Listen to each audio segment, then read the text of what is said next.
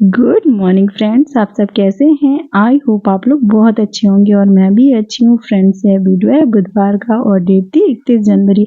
सुबह का टाइम था। बेडरूम में मैं आ गई थी और जो रजाइयाँ थी उनके कवर, रजाई के कवर मैंने निकाल लिया था और बेडशीट भी चेंज करूँगी और ब्लैंकेट को भी मैं फोल्ड करती जा रही थी। और फ्रेंड्स, हम गृहिणियों के हाथ में ही होता है हमारे घर को स्वर्ग बनाना और नर्क बनाना।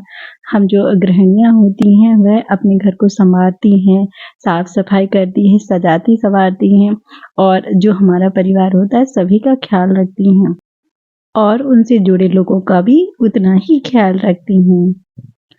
और ब्लैंकेट मैंने फोल्ड कर दी थी और जो बेडशीट है वह भी मैं चेंज करती जा रही थी और जो बेड था तो उसको भी थोड़ी थोड़ी डस्ट थी तो उसकी डस्टिंग भी करती जाऊंगी। सारे काम मैं साथ साथ ही करती जाऊंगी। बेडशीट भी मैं चेंज करती जा रही हूँ और जो ब्लैंकेट थे सभी को मैं सेट करके अरेंज करके रख दूंगी। और मैं आज सारी जो बेडशीट है सभी को वॉश करने वाली हूँ और यहाँ की बेडशीट है उसको भी मैं चेंज करूंगी और जो कपड़े हैं उनको भी मैं इकट्ठा रखते जा रही थी। सारे कपड़े जो है एक साथ ही धुल जाएंगे। और घर को साफ सुथरा रखना तो हमें अच्छा भी लगता है और हमें इससे खुशी भी मिलती है। कपड़े मैं इकट्ठे करती जा रही हूँ और इसके बाद जो पार्थ का रूम था उसमें भी गई थी।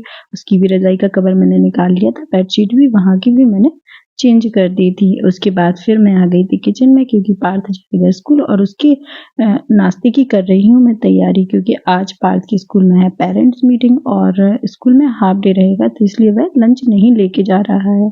चाय मैंने बनने रख दी थी और मैं उसके लिए बना रही थी पराठे। और पराठे में मैंने डाला था हरा वाला मसाला। मसाले में मैंने डाला था धनिया, मिर्ची, अदरक, लहसुन, सारी चीजें मैंने डाल ली थी और आटे को भी मैं तैयार करती जा रही हूँ। आटा जैसे ही तैयार हो जाएगा तो पराठे भी मैं बना लूंगी। और मैं सभी के लिए अभी ही नाश्ता बना रही हूँ क्योंकि अभी काफी सारा और भी काम जो एक्स्ट्रा है वह भी करना है। पराठे में बनाती जा रही हूँ और पराठे जैसे ही बन जाएंगे तभी मैं पार्थ को भी नाश्ता दे दूंगी। और हम जो महिलाएं होती हैं सभी के खाने का भी ख्याल रखती हैं और सभी की हर ज़रूरत को पूरा करने की कोशिश करती हूँ। नाश्ता मैंने बना लिया था। उसके बाद जो पोछा है वह भी मैं लगा लूँगी। झाड़ू मैंने सुबह ही लगा लिया था और जो बेडशीट है वह भी मैंने सभी जगह की चेंज कर दी थी और पोछा भी लगता जा रहा था। सारे जो कमरों का मैंने पोछा लगा लिया था और बस यहाँ पर ही रह गया था तो बस यहाँ पर मैं पोछा लगाऊंगी और पोछा लगाने के बाद फिर खाने की भी तैयारी करूंगी क्योंकि हस्बैंड ऑफिस जाएंगे और उनको हमेशा टाइम से ऑफिस जाना होता है तो इस वजह से टाइम से खाना भी बनाना होता है। पोछा मैंने लगा लिया था। उसके बाद से मैं फिर से आ गई थी किचन में और मैं खाने में बना रही थी दाल और चावल। अरहर की दाल मैंने बनने के लिए रखी थी और चावल भी बना लूंगी। दाल रखने के बाद फिर मैं ऊपर गई क्योंकि मुझे कपड़े जो मैंने इकट्ठे किए हुए थे तो उसको मैं मशीन में डाल दूंगी। तो जब तक वॉशिंग मशीन में कपड़े धुलूंगी जब तक जो नीचे का खाना वगैरह का काम है वह भी साथ साथ होता चला जाएगा। सारे जो कपड़े हैं और जो रजाई के कवर हैं तो सभी को मैं वॉशिंग मशीन में डाल दूंगी और ये धुल जाएंगे। और आज धूप भी काफी अच्छी निकली है तो कपड़े भी सूख जाएंगे। और कपड़े डालने के बाद मैं वापस से किचन में आ गई थी। तब तक दाल भी पक गई थी और जो दाल थी उसको भी फ्राई करने की मैंने तैयारी कर ली थी। दाल में तड़का मैंने लगा दिया था और तड़का लगाने के बाद हरा धनिया भी मैंने काट लिया था। दाल को मैं एक दूसरे बर्तन में भी ट्रांसफर कर दूंगी क्योंकि इसी कुकर में मैं बनाऊंगी जीरा राइस। पार्थ दाल नहीं खाता है, उसको अरहर की दाल ज़्यादा पसंद नहीं रहती है तो इस वजह से मैं उसके लिए जीरा राइस भी बना दूंगी। पार्थ भी स्कूल से जल्दी ही आ गया था और जो जीरा राइस था वह भी मैं बनाने लगी थी। और बच्चे हैं, बच्चों को तो जो खाने का मन करता है वह खाते हैं, जो नहीं मन करता वह नहीं खाते। तो बस उनसे हम ज़्यादा ज़बरदस्ती तो कर नहीं सकते और उनकी पसंद के हिसाब से थोड़ा थोड़ा हमें भी मैनेज करना होता है। यदि हम उनको फोर्स करेंगे तो वह खाना तो खा लेंगे पर उनको वह खुशी नहीं होगी खाना खाने में जो उनको मनपसंद खाने से होती है। और फ्रेंड्स, मैंने आज खाने में बनाया था दाल, जीरा राइस, रोटी, सैलेड अचार पापड़ बस इतना ही आज हमारे खाने में था। खाना बनाने के बाद मैं तुरंत ही आ गई थी और मैं जो गेहूँ थे उनको भी साफ कर रही थी, क्योंकि यह भी हमारा काम है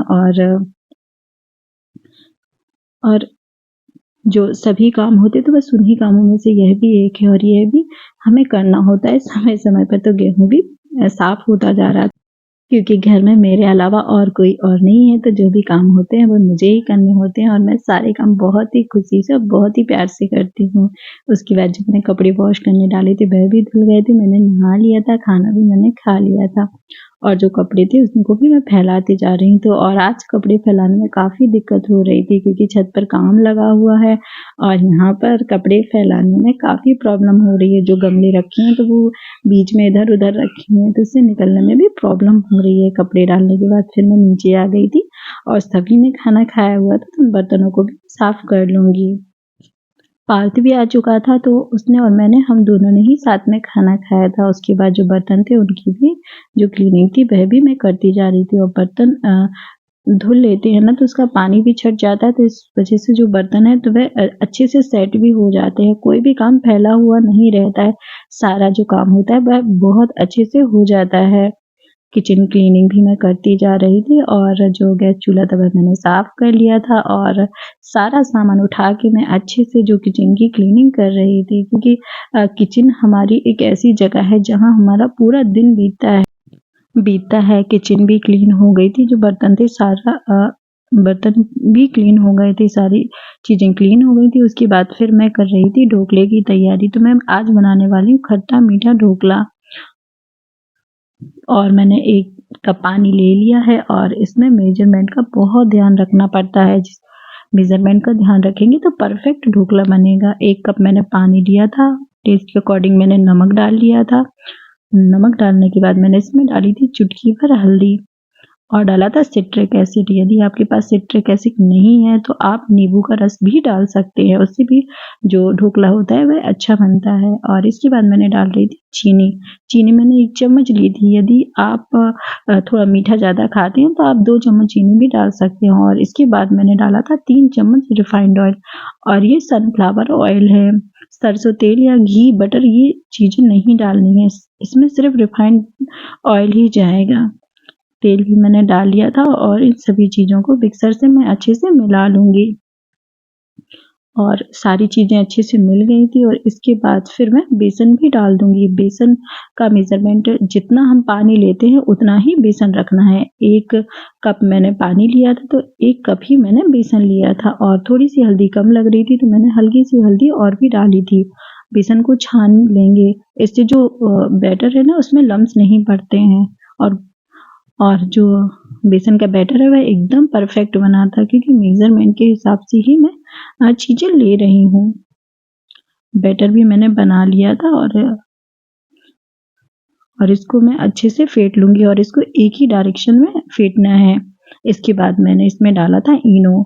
आप चाहें तो इसमें बेकिंग पाउडर और जो मीठा सोडा होता है वह भी डाल सकते हैं, पर ये जो इनो से बनाते तो ये बहुत ही सिंपल और ईज़ी पड़ता है और इसको भी एक ही डायरेक्शन में मिलाना है। मिक्सर से फेंटने के बाद फिर हाथ से भी फेंटना ज़रूरी होता है, जिससे कि जो ढोकला होता है वह स्पॉन्जी बनता है।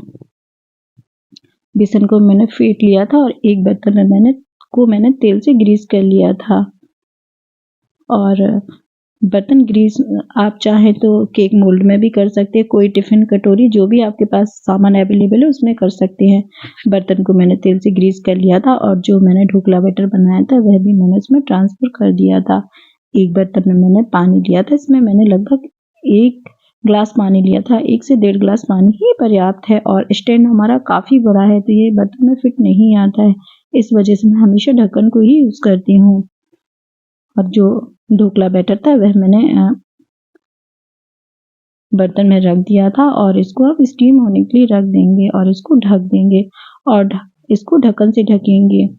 और मैं हमेशा जब ढक्कन से ढकती हूँ तो इसमें एक कपड़ा बांध देती हूँ। इससे क्या यह होता है कि जो ढोकला होता है ना तो उस पर जो भाप की जो बूंदें गिरती हैं तो उससे जो ढोकला खराब नहीं होता। ढोकला जब तक पक रहा है तब तक जो उसका छौंका है उसकी तैयारी मैं कर लूँगी। कढ़ाई में मैंने तेल लिया था, ये लगभग छोटी चम्मच से 2 चम्मच तेल था और इसमें जो राई थी वह भी मैंने डाल दी थी और राई को अच्छे से भूनना है। अगर राई को कम भूनेंगे तो वह कड़वा लगेगा, तो इस वजह से राई को बहुत अच्छे से भूनना है। उसके बाद जो करी पत्ता और हरी मिर्च थी वह भी मैंने डाली थी और इसको टेस्ट के अकॉर्डिंग ही डालना है। और इसके बाद मैंने इसमें 1 गिलास पानी डाला था और पानी मैंने डाल दिया था और पानी डालने के बाद फिर मैं इसमें डालूंगी नमक और इसको अभी पकाना भी है। और पानी भी पक रहा है और इसमें डालूंगी मैं नमक मैंने पहले डाल दिया था, इसकी क्लिपिंग इसमें नहीं आ पाई है। और डालूंगी सिट्रिक एसिड भी मैंने 1 चम्मच डाला था और इसके बाद मैंने 2 चम्मच चीनी डाली थी। और आप अपने टेस्ट के अकॉर्डिंग कम मीठा या ज़्यादा मीठा जैसा पसंद करते हैं तो उस हिसाब से चीनी डाल सकते हैं। और इसको अच्छे से उबाल होने तक पकाएंगे और जैसे ये पक जाएगा तो इसको मैं भी साइड में रख दूंगी। और जो ढोकला बन रहा था तो ढोकला को भी चेक कर लूंगी। ढोकले को मैंने चेक कर लिया था और ढोकला भी हो चुका था। और पहले धीरे धीरे बीच बीच में चेक करते जाएंगे। ढोकला जब हो जाएगा तो बस उसको भी मैं निकाल लूंगी और इसको ठंडा होने के लिए रख दूंगी। जब ये ठंडा हो जाएगा तो जो बर्तन है उसके जो साइड है ना उनको छोड़ देगा, तो इसको चाकू की हेल्प से निकाल लेंगे और इसको मैं एक प्लेट पर निकाल लूंगी। तो ये आसानी से निकल जाता है क्योंकि जो बर्तन होता है उसको मैंने पहले भी ऑयल से ग्रीस कर लिया था। और इसके पीस काट लेंगे और पीस भी काट लिए थे मैंने और इसके पीस जो काफ़ी अच्छे कटे हुए थे और ये एकदम परफेक्ट जालीदार ढोकला बना हुआ था। और ढोकले में बस यही बात इम्पोर्टेंट होती है कि मेज़रमेंट का बहुत ज़्यादा ख्याल रखना पड़ता है। और ढोकले के पीस में आप देखिए कितनी अच्छी जाली पड़ी हुई है। और ढोकले को मैंने पीस कट कर लिए थे और इसके बाद जो छोका बनाया था तो उसको एकदम गरम ही ढोकले पर डालना है, तो उससे जो ढोकला होता है तो काफ़ी जूसी हो जाता है और जब खाते हैं ना तो वह गले में फंसता भी नहीं है। कभी कभी ड्राई रहता है ना तो वह थोड़ा सा अटकने लगता है, तो इस वजह से उसमें अच्छा सारा जो पानी बनाया तो वह डाल देंगे।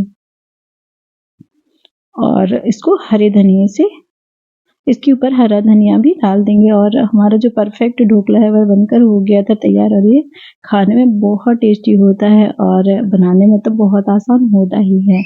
ढोकला बन गया था, इसके बाद जो बर्तन की क्लीनिंग थी वह भी मैंने कर ली थी और फिर से मेरी किचन क्लीनिंग हो गई थी और फिर मैं तैयार हो रही थी क्योंकि आज हमें जाना था बर्थडे में और बर्थडे घर पर ही था, तो बस इसी बहाने सभी से मिलना जुलना भी हो जाता है। और मैं तैयार होने लगी थी, हस्बैंड भी आ चुके थे और मैं भी तैयार हो रही थी, पार्थ, हस्बैंड सभी लोग तैयार होते जा रहे थे। और बस यही छोटे छोटे ओकेज़न होते हैं जब सभी का मिलना जुलना होता है। वैसे तो हम थोड़ा बहुत मिलते ही रहते हैं पर इस तरीके से जब जाते हैं तो अच्छा भी लगता है और काफ़ी सारा समय भी सभी के साथ बीतता है।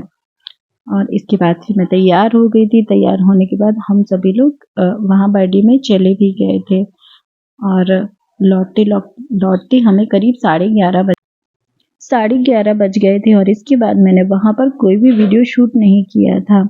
फ्रेंड्स, आज का वीडियो आपको कैसा लगा? अगर आज का वीडियो आपको पसंद आए तो प्लीज़ लाइक, शेयर और सब्सक्राइब करना ना भूलें। चैनल पर नए हो तो चैनल को भी सब्सक्राइब कर लेना। मिलते हैं नेक्स्ट ब्लॉग में, तब तक के लिए थैंक यू फॉर वॉचिंग।